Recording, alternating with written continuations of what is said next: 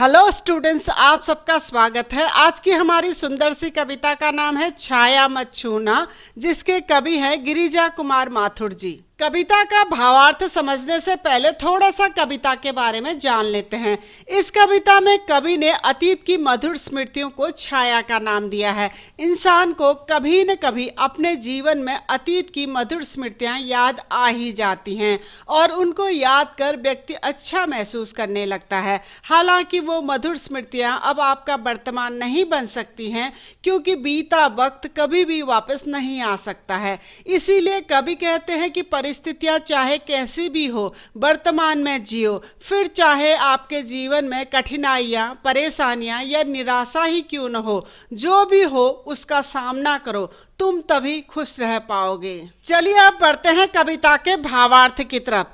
छाया मत छूना, मन होगा दुख दूना। यानी इन पंक्तियों में कवि कहते हैं कि अतीत की बातों को याद करने से मन और अधिक निराश व दुख दुगना हो जाता है। जीवन में है सुरंग सुधियां सुहानी, यानी जब हम बीते दिनों को याद करते हैं तो उस समय की अनेक रंग बिरंगी यादें हमें बहुत ही मन भावन और सुहानी लगती हैं और उस समय की हर घटना एक एक कर चलचित्र की तरह हमारे सामने आने लगती है। उन यादों के सहारे ही मनुष्य अपना पूरा जीवन बिता देना चाहता है, जबकि वह जानता है कि जो बीत गया वह समय कभी वापस नहीं आ सकता है। तन सुगंध शेष रही बीत गई यामिनी। यामिनी बच्चों तारों भरी चांदनी रात को कहा जाता है। तो कवि इन पंक्तियों में कहते हैं कि तारों भरी वह चांदनी रात अब नहीं है जो उन्होंने अपने प्रिय के साथ बिताई थी, मगर उनके प्रिय की तन की सुगंध आज भी उनके मन में बसी है, जो उन्हें पल भर का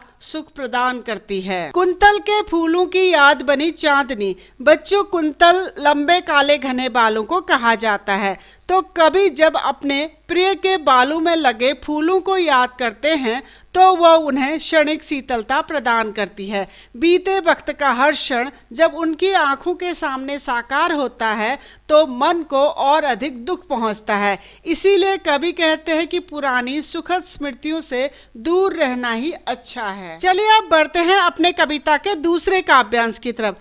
कवि ने इस काव्यांश में मनुष्य की कभी न खत्म होने वाली इच्छाओं को ही उसके कष्ट का कारण माना है, क्योंकि मनुष्य कितना भी प्राप्त कर ले वो कभी संतुष्ट नहीं हो सकता है। मनुष्य अपना पूरा जीवन प्रसिद्धि, यश, धन, वैभव को कमाने में लगा देता है, जबकि यह सब धोखे के सिवाय कुछ नहीं है। यानी यह सब मृग तृष्णा है। बच्चों ये भी समझ लीजिए कि मृग तृष्णा होता क्या है। रेगिस्तान की रेत पर सूर्य की किरणों के पड़ने से पानी होने का आभास होता है, लेकिन हिरन उसे सच का पानी समझकर उसके पीछे भागता रहता है, मगर जैसे ही वह उसके पास पहुंचता है तो उसे सिर्फ धोखा ही मिलता है। इसे ही मृग तृष्णा कहा जाता है। इसीलिए उपरोक्त पंक्ति में कवि कहते हैं कि प्रसिद्धि, यश, धन, वैभव और दुनिया की सभी भौतिक सुख सुविधाएं सब छलावा मात्र हैं। जितना तुम इनके पीछे भागोगे ये उतना ही तुम्हें छलेंगी। तुम जो अपने आप को बहुत बड़ा या महान समझते हो, यानी तुम्हारे अंदर बड़प्पन का जो एहसास है, यह भी केवल एक मृग तृष्णा भर ही है। अगली पंक्ति है, हर चंद्रिका में छिपी एक रात कृष्णा है। यानी जिस तरह पूर्णिमा यानी चांदनी रात के बाद अमावस्या यानी काली अंधेरी रात अवश्य आती है, उसी तरह जीवन में सुख के बाद दुख और दुख के बाद सुख अवश्य आता है। यह प्रकृति का नियम है। इसीलिए जो आज की सच्चाई है उसे प्रसन्नता पूर्वक स्वीकार करना चाहिए,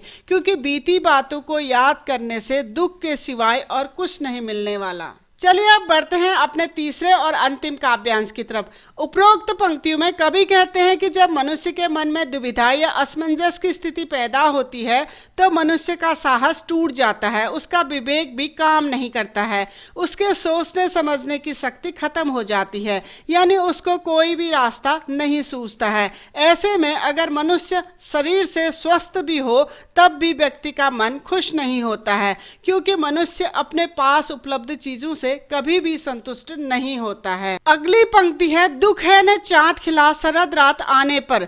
कवि कहते हैं कि शरद पूर्णिमा की रात आसमान में पूरा चांद अपनी चांदनी बिखेरता है।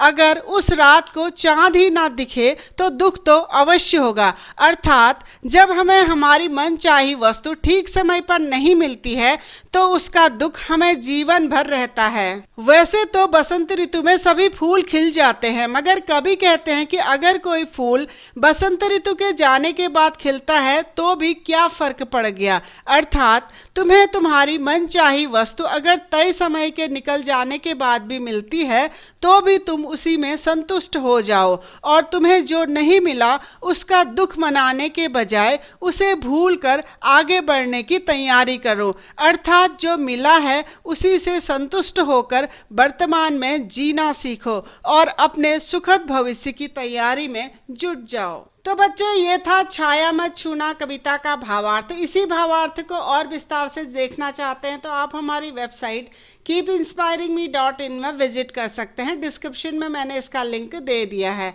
अगर आपको वीडियो पसंद आया, इन्फॉर्मेटिव लगा तो प्लीज़ चैनल को लाइक करें, सब्सक्राइब करें और आने वाली वीडियो की इन्फॉर्मेशन के लिए बेल आइकन को दबा दीजिए। धन्यवाद।